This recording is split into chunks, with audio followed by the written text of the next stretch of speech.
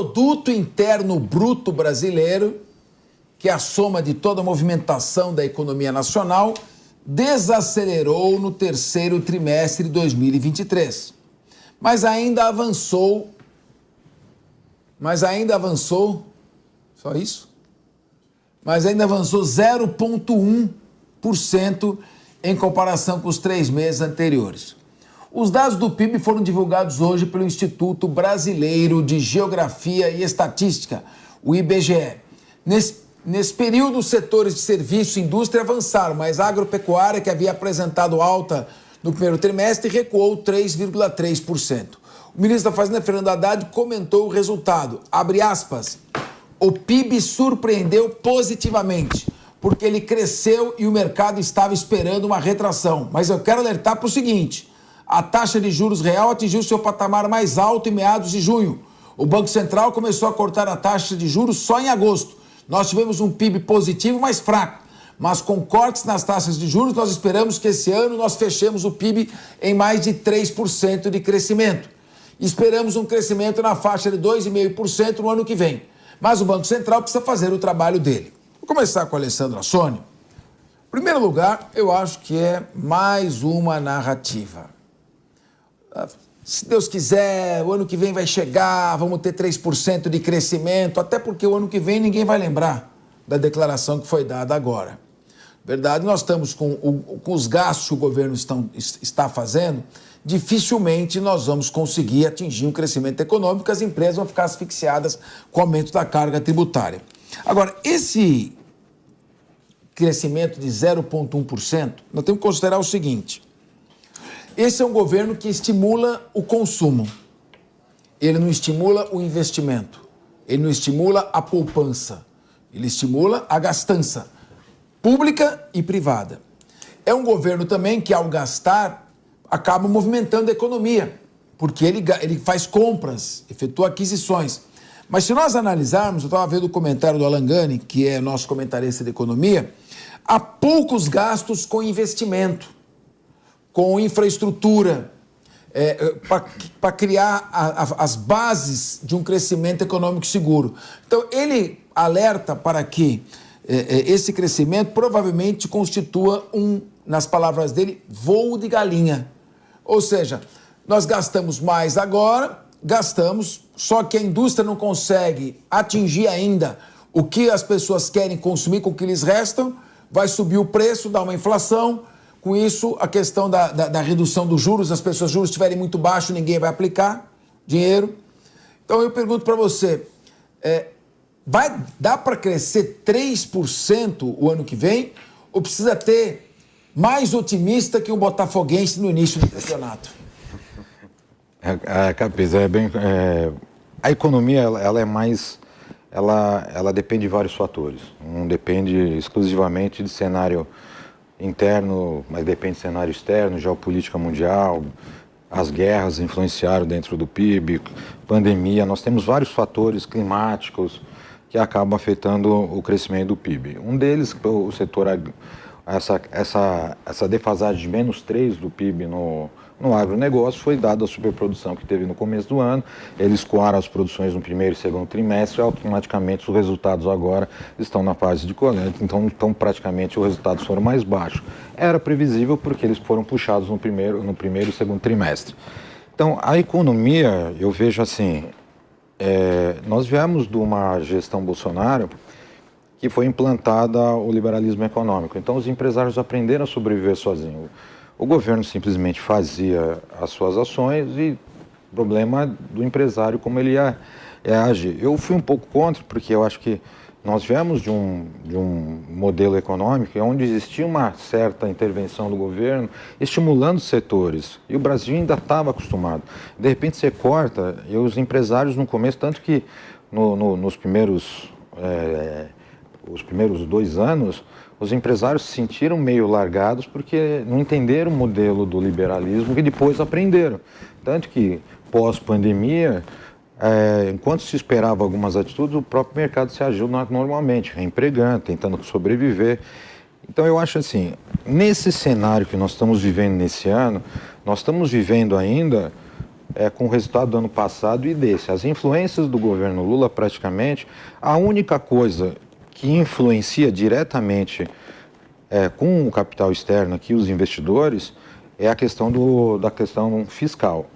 Ou seja, o governo tinha que mostrar a questão do novo arcabouço fiscal, tinha que vir com a reforma tributária, apesar dela não andar, mas a questão das propostas que o Haddad fez em questão litígio zero, alguns programas de recuperação de recursos, isso mostrou para os investidores e para o mercado externo que o grande risco fiscal que o Brasil teria estava sendo solucionado. E até agora, o investidor e o mercado continuam aceitando essa proposta, tanto que a gente não vê grandes oscilações no mercado. Então, o que nós estamos sofrendo agora de impacto do PIB é realmente relacionado ao mercado externo e as condições de mercado interno. A questão de produção, a indústria tentando sobreviver. A nossa indústria, ela precisa de estímulo. Eu acho que o projeto de você recuperar a questão da indústria brasileira se faz necessário. O mundo está fazendo isso. Depois da pandemia, voltou-se a questão de fechar, esquecer a globalização e voltar a se fechar para o mercado, justamente para poder, que é o que mais gera emprego, são 3 turnos. E a indústria hoje está completamente defasada. Nós estamos com 11% do PIB de indústria. Nos anos 80, nós tínhamos 36%. Então, é um resultado significativo. A questão do agronegócio subiu, só que o agronegócio, nós temos praticamente dos 20%, 21%, 5% é agro, o resto é serviço. Então, hoje o que mais nós temos é serviço. O serviço emprega muito, só que ele é altamente impactado. Então, eu vejo esse cenário do PIB, eu acho que terminar o ano com 3%, 3,2% como a estimativa do governo em projeção, sendo que o PIB global está variando em 3%, eu acho que ainda nós estamos num cenário positivo para o Brasil. Agora, o ano que vem, com o impacto da reforma tributária... Mas fecha quanto o PIB esse ano? Eu acho que deve fechar uns 3%.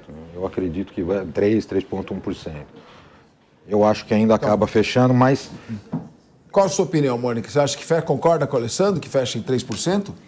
Eu não sou economista. Se eu fosse economista, eu já não ia me meter a fazer predição de número. Eu sei que o meu pai faz, vocês fazem.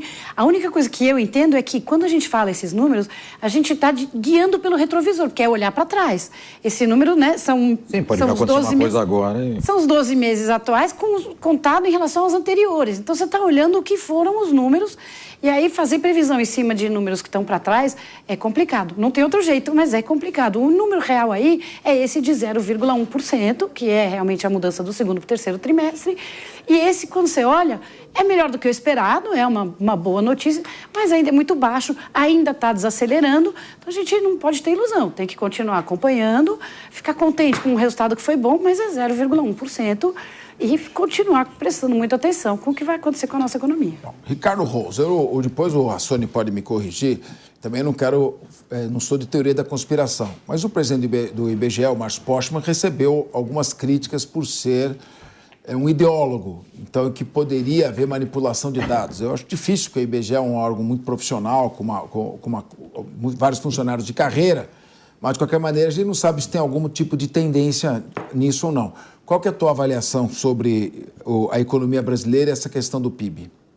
Olha, eu quero aqui concordar com algumas análises que eu li de chefes de investimento do Bradesco, do Itaú, que observaram uma coisa interessante, apesar do crescimento agora nesse terceiro trimestre de 0,1%, que é um crescimento mais numérico, que basicamente não cresceu absolutamente nada, 0,1%, é que o que está impactando agora pode ter muito a ver com pequenas reformas que nós fizemos no passado, como a trabalhista, como a previdenciária, que isso não acontece, você faz hoje, acontece amanhã, acontece com o tempo. E isso tem ajudado um pouco a nossa economia agora sim. Eu acho que se o governo concluir a reforma tributária que vem pela frente e principalmente, que é aí que eu acho que é ruim, porque não deve acontecer, o governo se conscientizar da necessidade de gastos, porque esse governo não tem esse viés, esse governo não foi eleito com essa proposta, não tem esse perfil de cortar gastos, que é o que a gente vem falando aqui repetidas vezes, que seria o primordial para a nossa economia, e esse governo não tem, naturalmente foi eleito com esse viés de não cortar gastos, de ter um maior investimento público. a gente pode ter problemas na economia no ano que vem. Há perspectiva aí de análise de crescimento, mas é baixo. Apesar do crescimento global também não estar lá essas coisas, o que a gente quer, na verdade, aqui é que aumente o emprego do nosso povo, do povo brasileiro, e que a gente consiga fazer com que a economia avance. Paulo Nicoli. Bom, concordo com as considerações aqui da mesa. O Alessandro, né, principalmente, ele expôs um cenário internacional que não é dos mais propícios. Estamos vivendo 2 guerras, né, enfim. Então, de fato, é um resultado que não é catastrófico, mas também não é maravilhoso. Se esperava o prato vazio, mas pelo menos houve algumas migalhas, né? Eu vejo por esse ponto de vista. Agora, a prova de fogo do governo Lula começa, de fato, a partir do ano que vem. O primeiro ano de mandato é muito difícil julgar um governo, mesmo porque, como foi dito aqui, ele herda ainda assim, né, políticas dos governos passados, do governo Bolsonaro ainda, sobretudo do agronegócio. Agora, digamos assim, o vamos ver de fato, a gente vai observar a partir de 2024. E aí que a gente vai ver quanto os gastos do governo, quanto as políticas sociais, a geração de empregos foram ou não, de fato, eficazes, né, para a geração do crescimento do PIB. E a partir disso é que a gente começa a ver quais são os pontos positivos ou negativos do governo Lula. Agora, vale dizer que a gente tem uma visão contraditória a respeito desse 0,1%, né? Então, para o governo esse é um bom resultado, porque o mercado esperava, né, pelo menos uma queda de 0,2%, 0,3%, então o governo vê como um dado positivo. Agora, por outro lado, né, setores mais conservadores, algumas alas do mercado que são contra o governo, estipulam, né, que este resultado é medíocre. Então, de fato, 0,1% não muda, né, a ordem do mundo aqui, né, pelo menos a nossa realidade brasileira. E, de fato, o que a gente tem que esperar é o resultado final, né, do PIB quando sair no ano que vem e esperar que ele continue crescendo. Porque o que vai sustentar, de fato, o governo Lula e, de repente, deixar um sucessor, uma reeleição, né, daqui 3 anos, 4 anos quase, aliás, 3 anos, né? Vai ser exatamente o resultado da economia, né? A economia é sempre o sustento, o calcanhar de Aquiles de todo o governo, né? Eu lembro de um tempo que o Brasil era a 7ª maior economia do mundo. Vocês lembram disso? E à frente da Índia. Hoje, para você ter uma ideia, o PIB da Índia está em 3,7 trilhões de dólares. E o PIB do Brasil em 2,1 trilhões de dólares. Veja que a Índia nos ultrapassou e quase dobrou o nosso PIB. Então, evidentemente, tem que ter mais estímulo à produção, mais estímulo ao crescimento econômico, mais segurança jurídica, menos polêmicas inúteis, menos polarização política e mais união em torno do crescimento econômico. Nós não temos inimigos naturais que nos ameaçam.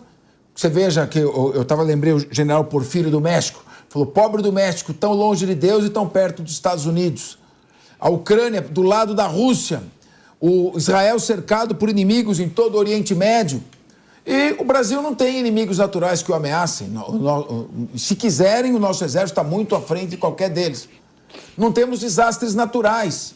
Então, por que razão que um país com tantos recursos naturais, minérios, petróleo, com tudo, água, uma bacia hidrográfica gigantesca, como é que um país como esse fica estagnado e cai de 7ª, chegou a cair para a 11ª economia, agora está retomando o 9º local. Mas veja a China, que já está com ela tem 1,5 bilhões de pessoas para alimentar todos os dias. E uma camada de milhões, centenas de milhões de miseráveis, abaixo da linha da miséria. E está aí com um PIB o dobro do nosso. Então, que sirva de alerta para a gente poder ter um pouco mais de pragmatismo na visão e no crescimento econômico.